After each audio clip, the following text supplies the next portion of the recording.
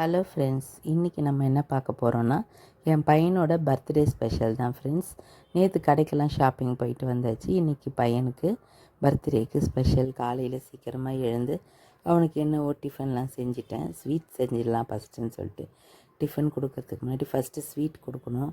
அதனால் அவனுக்கு அல்வானா ரொம்ப பிடிக்கும். பாசந்தி, குலாப் ஜாமுன் அந்த மாதிரி சாப்பிட்டு ரொம்ப போர் அடிச்சிடுச்சு. அவன் தம்பி பர்த்டேக்கு எங்கள் வெட்டிங் டேக்குன்னு செஞ்சாச்சு. அதனால் அவனுக்கு சரி பாம்பே அல்வா செய்யலாம் சொல்லிவிட்டு சக்கரை தண்ணியில் நம்மளோட கார்ன்ஃப்ளவர் மாவு கரைச்சி ஊற்றியாச்சு. கரைச்சி ஊற்றிட்டு கொஞ்சம் கிளறிக்கிட்டே இருக்கணும். அது கடையில் செஞ்சுருக்காங்க, சாப்பிட்ருக்கோம் இல்லையா, நம்ம வீட்டில் செஞ்சு சாப்பிட்லாம். ஒரு வாட்டி இந்த கொரோனா டைம்லலாம் நான் செஞ்சுருக்கேன் ஃப்ரெண்ட்ஸ், நல்லா வந்திருக்கு. அதனால் சரி வீட்லேயே நம்ம செய்யலாம். ஏற்கனவே ஒரு மாதிரி க்ரீன் கலரில் செஞ்சுருக்கேன். நம்ம டிஃப்ரெண்ட்டாக ட்ரை பண்ணுவோன்னு. ஆனால் பசங்க அந்த கலர் எனக்கு பிடிக்கல அப்படின்னு சொல்லிட்டாங்க. இது கடையில் விற்கிற மாதிரி ஆரஞ்சு கலர் தான்மா வேணும்னு சொன்னாங்க. அதனால் சரின்ட்டு கார்ன்ஃப்ளவர் மாவில் நம்ம இன்றைக்கி பாம்பே அல்வா செய்ய ரெடி பண்ணிட்டேன். கொஞ்சம் இந்த மாதிரி தான் ஃப்ரெண்ட்ஸ் இருக்கும். ஃபஸ்ட்டே கலர் சேர்க்கக்கூடாது. ஏன்னா அது வெந்து அந்த பக்குவம் தெரியணும். கொஞ்சம் அந்த மாவு தளன்னு வர மாதிரி தெரியும் போது அதுக்கப்புறமா நம்ம கலர் ஊற்றினோன்னா கொஞ்சம் நல்லாயிருக்கும். இப்போ நான் கலர் பவுட்ரு ஊற்றிக்க போகிறேன். ஊற்றிட்டு நம்ம நல்லா கலரி விட்டுக்கலாம். கொஞ்சம் ஆயில் விட உங்களுக்கு நெய் கொஞ்சம் அடிக்கடி சேர்த்துக்கிட்டே இருந்தீங்கன்னா ரொம்ப நல்லாயிருக்கும். நம்ம ரீஃபைண்ட் ஆயில் சேர்த்தோன்னா எண்ணெயோட வாசனை உங்களுக்கு தனியாக தெரியும். அதனால் கொஞ்சம் கொஞ்சமாக மேக்ஸிமம் ஸ்வீட்னாலே நமக்கு நெய் தான். அதனால் மேக்ஸிமம் நம்ம கொஞ்சம் நெய் போட்டுக்கிட்டே இருந்தோன்னா கொஞ்சம் நல்லாயிருக்கும். என்ன பண்ணுறது, என்றைக்காவது ஒரு நாள் தானே ஸ்வீட்டுனாலே ஸ்பெஷல் தான். அதுவும் நம்ம எதுக்காக செய்கிறோம், பர்த்டேக்காக செய்கிறோம். கொஞ்சம் முந்திரியெலாம் நல்லா இந்த மாதிரி கிள்ளி போட்டுக்கோங்க, கொஞ்சம் சாப்பிட்றதுக்கு வெறும் நல்லா டேஸ்ட்டாக இருக்கும். வெறும் அல்வானா, திருநெல்வேலி அல்வானா நம்ம அப்படியே ப்ளெயினாகவே சாப்பிடலாம், அதோட டேஸ்ட் அது போல். இந்த மாதிரி நம்ம பாம்பே அல்வா செய்யும்போது கொஞ்சம் முந்திரியெலாம் நல்லா பொடியாக கட் பண்ணிவிட்டு கொஞ்சம் நறுக்குன்னு வாயில் வரா மாதிரி செஞ்சோன்னா ரொம்ப டேஸ்ட்டாக இருக்கும் ஃப்ரெண்ட்ஸ். எங்களுக்கு ரொம்ப பிடிக்கும். அதனால் நான் கொஞ்சம் முந்திரியும் சேர்த்துக்கிறேன். கரண்டியிலேருந்து தனியாக வரணும். அதுக்கப்புறம் நம்ம நல்லா கொஞ்சம் நான் நெய் காசி ஊற்றுறேன் ஃப்ரெண்ட்ஸ். ஏன்னா நம்ம அப்படியே போட்டோன்னா கட்டி கட்டியாக இருக்கு இல்லையா, அதனால் கொஞ்சம் நெய் காசி ஊற்றணுன்னா உங்களுக்கு ரொம்ப நல்லா சாஃப்டாகவும் இருக்கும். நல்லா இதை பாருங்கள், எப்படி பாத்திரத்தில் அப்படியே ஒட்டாமல் தலை வருது பாருங்கள். ஆனால் இவ்வளோ நெய்யும் அப்படியே நல்லா அப்சர்வ் பண்ணிக்கும் ஃப்ரெண்ட்ஸ் இந்த மாவு. அதுக்கப்புறமா உங்களுக்கு அது வெளியே எடுத்து கொடுக்கும். அப்போ தான் நல்லா சாஃப்டாக இருக்கும். அல்வா வாயில் போட்டோடனே சூப்பராக உங்களுக்கு கரைஞ்சிரும். நல்லா வாசனையாகவும் இருக்கும். இந்த ஸ்டேஜில் முந்திரியை போட்டு நல்லா கலக்கி விட்டுடுங்க.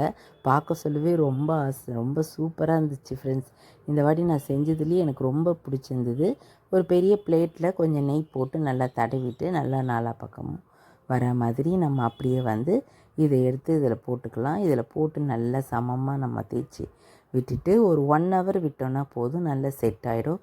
நம்ம நார்மலாக கோதுமை, மைதா அதெல்லாம் விட கார்ன்ஃப்ளவர் மாவு நமக்கு ஏற்கனவே ரொம்ப நல்லா ஸ்டிப்னஸ் கொடுக்கும். கொஞ்சம் சீக்கிரமாகவே நமக்கு நல்லா டைட்டாகிடும். அதனால் நல்லா ஃபேன் காற்றுல வச்சிட்டோன்னா நான் காலையில் தான் செஞ்சதுனால ஃபேன் காற்றுல தான் வச்சேன். நம்ம நைட்டு செஞ்சோன்னா நம்ம ரூம் டெம்பரேச்சரில் வச்சுட்டு கிச்சனில் மூடி வச்சுட்டு போனால் கூட ஒன்றும் ப்ராப்ளம் இல்லை.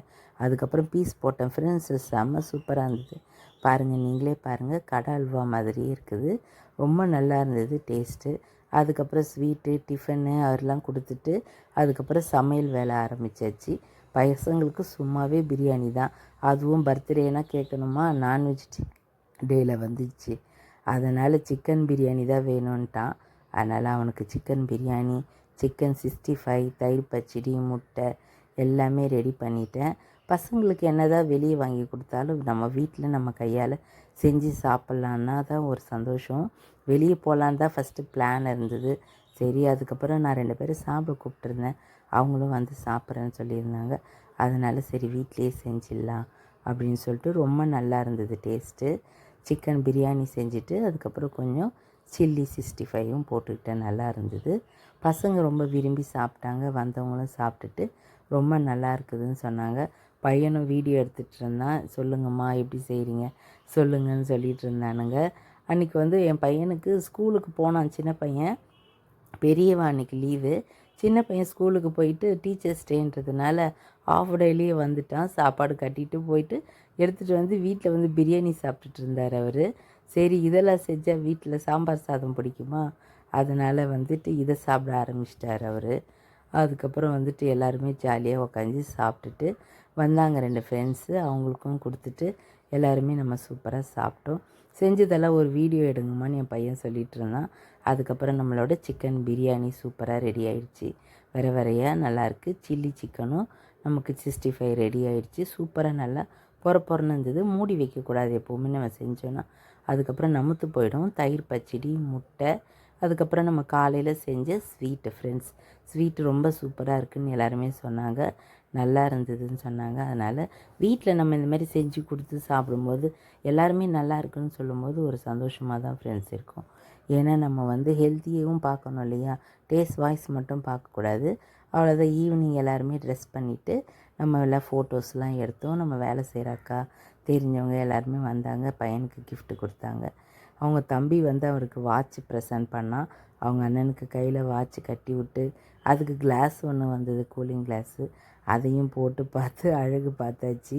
கொஞ்சம் அவர் அன்றைக்கி டூருக்கு வேறு கிளம்பிட்டு இருந்தார். பெரிய பையன் காலேஜில் கொஞ்சம் டூர் கிளம்பிட்டு இருந்தார்.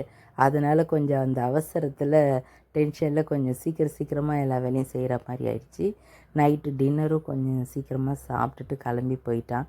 வாட்ச் போட்டு காமின்னு, கண்ணாடி போட்டு காமின்னு அவங்க தம்பி ஒரே இடம். அதுக்கப்புறம் வந்து அந்த பாப்பா ஒரு gift கொடுத்தாங்க.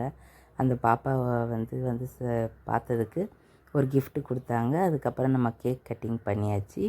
கேக் ரொம்ப நல்லா இருந்தது. அவங்க அப்பாவும் கொஞ்சம் கடையில் வேலையிலேருந்து வந்தார் பையனுக்காக. மேலே வந்துட்டு எல்லாருமே கேக்கு கட் பண்ணி ஊட்டிட்டு ரொம்ப சந்தோஷமாக இருந்தது ஃப்ரெண்ட்ஸ். எவ்வளோ பெரிய பசங்களாக இருந்தால் என்ன, நம்மளோட பிள்ளைங்க என்றைக்கும் நமக்கு குழந்தைங்க தான். அவங்க பெரியவங்க வாங்குறதும் அவங்களோட பர்த்டேவை நம்ம கொண்டாடுறதும் ரொம்ப சந்தோஷமான நினைவுகள். உங்களுக்கு எப்படி சொல்லுங்கள் ஃப்ரெண்ட்ஸ்?